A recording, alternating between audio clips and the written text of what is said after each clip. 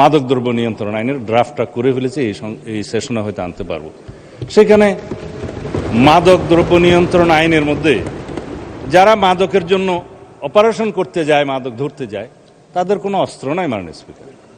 অথচ যারা drug dealer, ব্যবসায়ী, তারা তাদেরকে অত্যাধুনিক অস্ত্রসজ্জিত হয়ে আক্রমণ করে।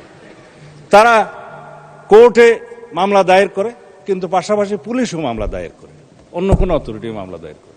এখন মাদকদ্রব্য নিয়ন্ত্রণ অধিদপ্তরের কাছে তেমন ল্যাবরেটরি সুবিধা নেই এবং তাদের ট্রেনিংয়ের সুবিধা নেই, তাদের অস্ত্র ব্যবহার আমরা করতে দিতে পারি না। অধিকন্তু কিছু কিছু বিষয় আছে, আমার ডগ স্কোয়াড দরকার। যদি ডগ স্কোয়াড দিয়ে মাদক নিয়ন্ত্রণ করা যায়, শনাক্ত করা যায়, সেটা হচ্ছে উত্তম।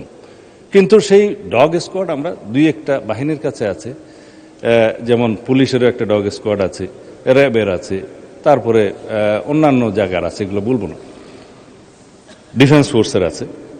কিন্তু মাদকদ্রব্য নিয়ন্ত্রণ যখন রিকুইজিশন দেবে, তারা আসবে, করবে, সেই আইনি ব্যবস্থাও নাই। সেই জন্য এখানে একটা ডগ স্কোয়াডের ব্যবস্থা করতে হবে।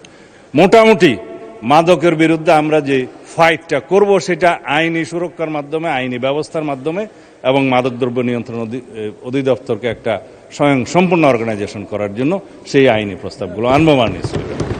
এইভাবে আমরা সামাজিক যে অনাচার, অপকালচার শুরু হয়েছে, সেখান থেকে নিষ্কৃতি পেতে পারবো। সেই জন্য আমরা আগেই বলেছি, এই জাতীয় সংসদের কাছে এই জাতি নতুন জনপ্রত্যাশা অনুযায়ী অনেক কিছু আশা করে। ইনশাআল্লাহ আমাদের কেবল 3 মাস গেছে, আপনারা আরেকটু সময় দেন, দেখবেন ইনশাআল্লাহ আমরা আইনগতভাবে আমাদের কাঠামোগুলো শক্তিশালী করে এই জাতীয় প্রত্যাশা, এই সমস্ত অনাচার, সেই অপরাধ, এগুলো সব কিছুকে আমরা প্রতিরোধ করতে সক্ষম হব। ধন্যবাদ মাননীয় সদস্যকে এই প্রশ্ন উত্থাপন করার জন্য।